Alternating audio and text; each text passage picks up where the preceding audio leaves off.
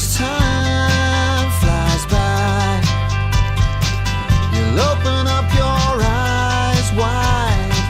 You feel it's gonna go your way. Hey, hey, it's a brand new day. Hey, hey, hey, it's a brand new day. A big thank you to Noel Bojorquez, our production director, because I've been dying to meet this lady, well, the company that this lady belongs with for years. It's Casting Marbella. Hello, Hi. Eva. How are you? Very excited to meet you, actually. I was looking at your web yesterday, and from what I see about the who we are, it's a family business. It is, yeah. Well, now it's more, my mother's more painting and now it's more me, because we've been since '89. So you've been here for a long time. Did you come with your family? My mother, I was born here, actually. So tell us how you became here. Where are you from originally, your family? Well, my mother's Norwegian, my father's from Madrid, and they were the typical Scandinavian and Spanish that met in Torremolinos in the 70s, so I'm the product of that. You are basically the founder, the foundations of Marbella. Yeah, the well, international actually, like community. my grandfather was the one that built Cortijo Blanco, so yeah. Very much part of, very much. Marbella's history. Yeah, and in '89 there was starting to be a lot of filming and stuff here, but there wasn't a casting. There was a model agency. There was Sergio Alice that was running it. There was only models, and suddenly they were starting to grow like a film industry quite fast, and by coincidence we started with all the productions that were going on. No,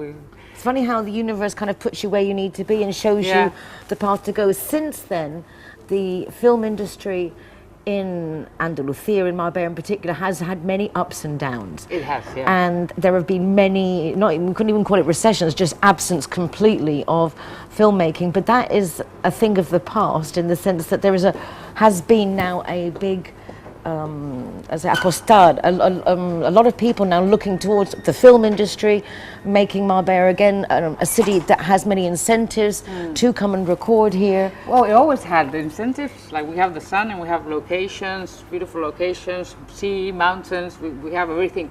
But it's true that there's been ups and downs. And now, like, I've started 2018 with I don't know how many castings, and we still haven't finished January.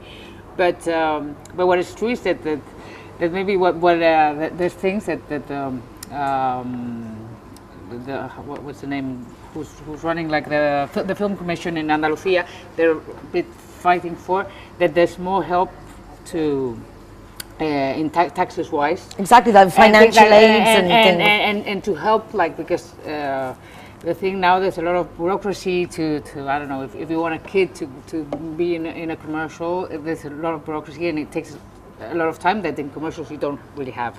No, so there's a few things that before were easier that now sometimes it makes people go to other places.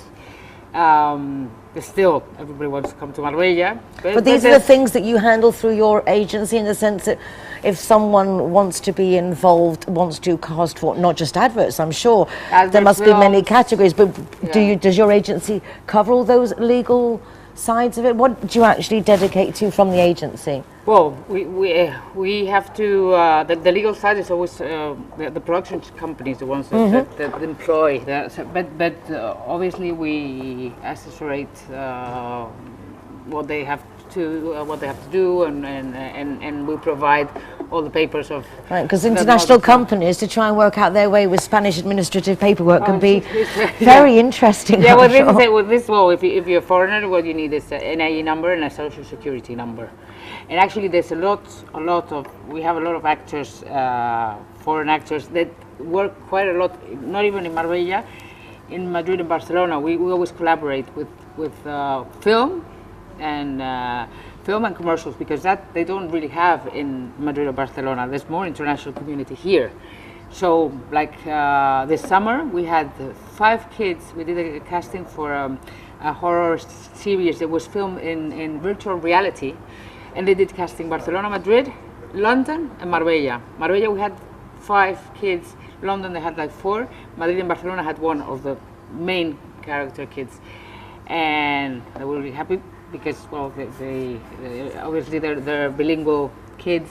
This was filmed. It was for the States. It was Alexander Aja, the director, quite known like horror movies and stuff like this, and it was great because first the director asked the casting director, because in this case we do a smaller casting, but there's a casting director for the whole thing that goes, and she's Pilar Moya, that she's a casting director for Alex de la Iglesia normally, or she does more things, but she's quite known for that. And she told the director, no, I'm going to go to Marbella, and he was like saying, why are you going to Marbella to cast for this? It's like, well, I think we can find the kids there, and actually they found more kids in Marbella than anywhere else. And that is something very unique here, and it's lovely that your company, that you've embraced this and are making the most of it. So you do adverts, you're also doing casting for movies. What other kind of things do you do? Because I see that your repertoire is so wide, and I don't think people really realise what things we can do, and if you have businesses here, how you can actually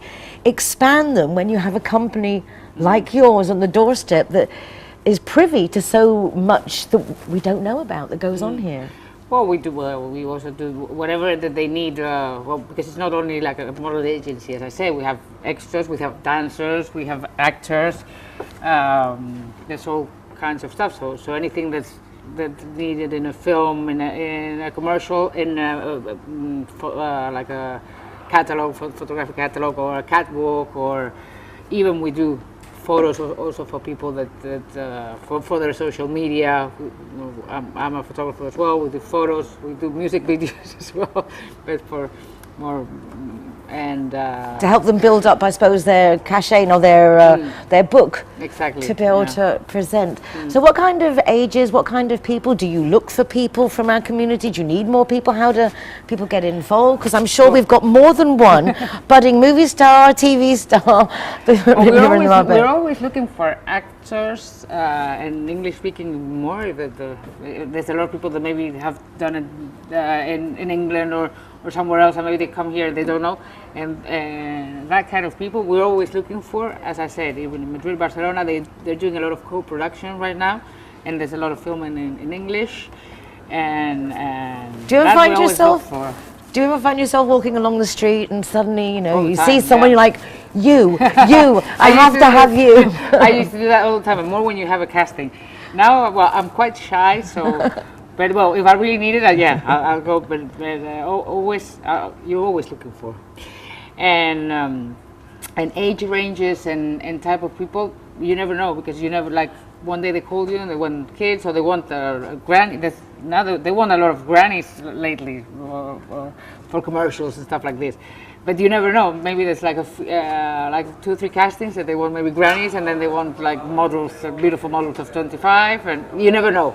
You never know what they're gonna call you for, and you have to look like for yesterday. It sounds like it is an exciting job, because obviously every day is different, and you get to meet lots of different people. Do you get to travel as well, or are you more now based here in Marbella? Well, I get to travel sometimes, but maybe more for other things. For this is what I work is with the people that are here.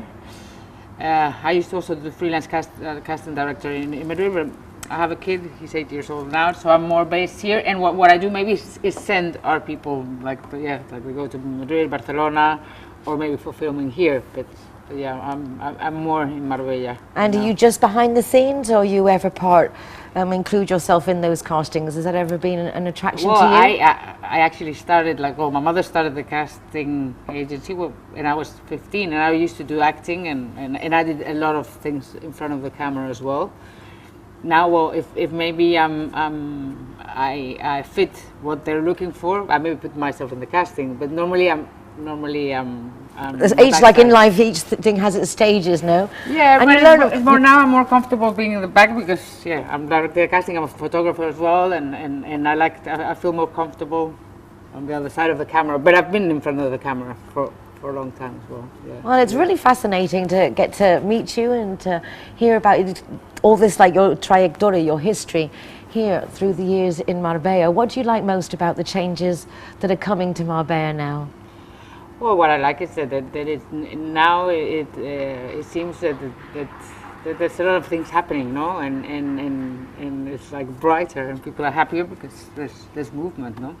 Like the energy, always the energy is very important, no? And when the energy is low and down, you can feel it. And now I think it's quite high. It is. You can feel the anticipation and excitement. Well, it is undoubtedly going to be a very exciting 2018 all round for Marbella, and it's really lovely, as I say, to meet you, Eva. And I hope we can come and maybe, like, you know, be a little fly on the wall sometime in one of your recordings, because it does sound like fun.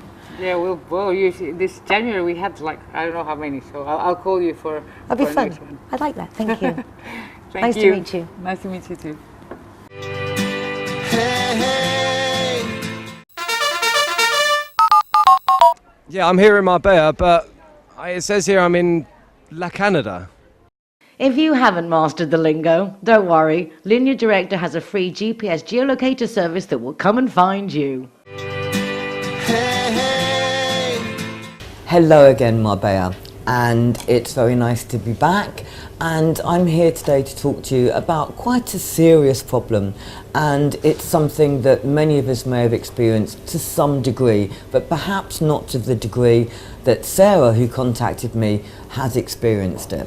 Now, we all have friends, and I'm sure most of us are guilty of it ourselves, that have borrowed books or tops or clothes or makeup or jewellery, and we've had to wait 3 months or 6 months to ask for it back. And it's always embarrassing to say, you know that top I lent you for your interview, please can I have it back? That book that I lent you to read, I'd really like to pass it on, can I have it back? And it puts us in a negative situation. And we've talked about this earlier, about in other programs, about negative friendships that actually aren't doing you any good at all. Now Sarah, her problem has gone one step further. She has a friend that she's had for a few years. They're very good friends. She's constantly lending her things. She's in a slightly better financial position than her friend, and so she doesn't mind doing that. It's great. We all like to share. We all like to be girly together and share tops and makeup, etc., etc. The problem is this, is that Sarah started getting annoyed with having to ask the things back, and then when she asks those things not being given back and having to ask and ask and ask. So she started to feel a bit used. But things went a step further a few weeks ago. Sarah had received some very nice Christmas presents, amongst them some makeup and bits and pieces. And she was at her house with her friend, they were getting ready to go out, and she'd left the room. As she walked back in, she saw her friend pick up an item of makeup which was brand new and slip it into her handbag, and she walked into the room. Her friend hadn't seen that she'd witnessed this happen, and she waited for her friend to say, I'm just borrowing this piece of makeup, or I put this piece of makeup in my bag, and her friend said nothing. So basically what's happened is her friend has gone on from borrowing things and taking very, very long time to give them back, or not giving them back at all, to actually being in Sarah's house and stealing from her, which is a really, really serious issue. Now, why would somebody do this? Is it because she's jealous of Sarah, jealous of Sarah's lifestyle? Is it because she's got some sort of compulsive behaviour going on here that's made her do this? Either way, Sarah's very, very upset. She feels hurt. She's very fond of this friend, and at the moment she hasn't actually approached her and said to her, I'm not being funny, but I saw you put something in your handbag. I may have been mistaken. You may have been borrowing it. Please can you explain what you were doing? Which is quite a difficult thing to do, especially in a long friendship. And where do you find the right moment? When's the right time to bring this issue up? Now, again, this comes back to my 3 C's, which are communicate, sort out the conflict, and hopefully we have some compassion in there as well. And then things will come into place. But this is a very difficult one. Can you actually forgive someone for stealing from you in your own home? and someone that you're fond of, you've told secrets to, that know things about you. It's a very, very difficult thing. I, of course, advised Sarah to bring the issue up and talk to her friend about this issue. And I don't know how you would deal with it. I think I would feel very angry, which Sarah does, but also very, very hurt, which again is Sarah's overriding feeling. But this isn't going to go away. She's still seeing her friend, but she now no longer feels safe having her friend in the house. I mean, if you can't have a friend that you have to shut doors, lock your handbag, put your handbag away, clear the area before your friend appears, that's not very healthy, and I'm sure you agree with me on that.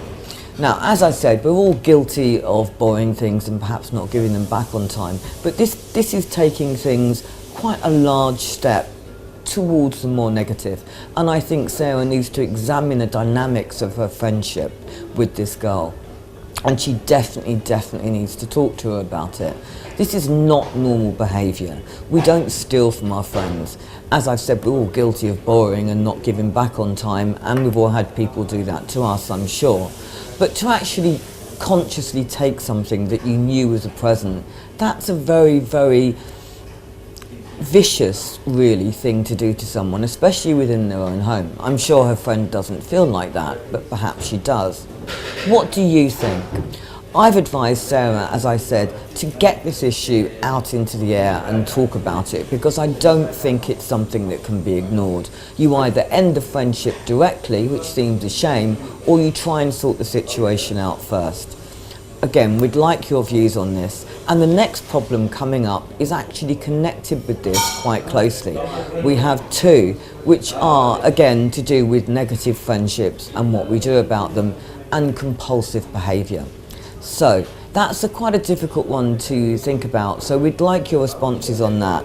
And I wish you all a very, very good week, and thank you for listening to me, Amanda from Silken, and speak to you soon. Thank you very much, Marbella. Hey, hey. Mañana estaré en la radio con Eva Nilsen a las 11 de la mañana, 107.6 FM, si queréis sintonizar y estar con nosotros, esperamos que sí. And we will be back for another program of Marbella now tomorrow night. Please do join us, 8 p.m. We look forward to having you with us. Take care for now. Be nice to yourselves, be nice to each other.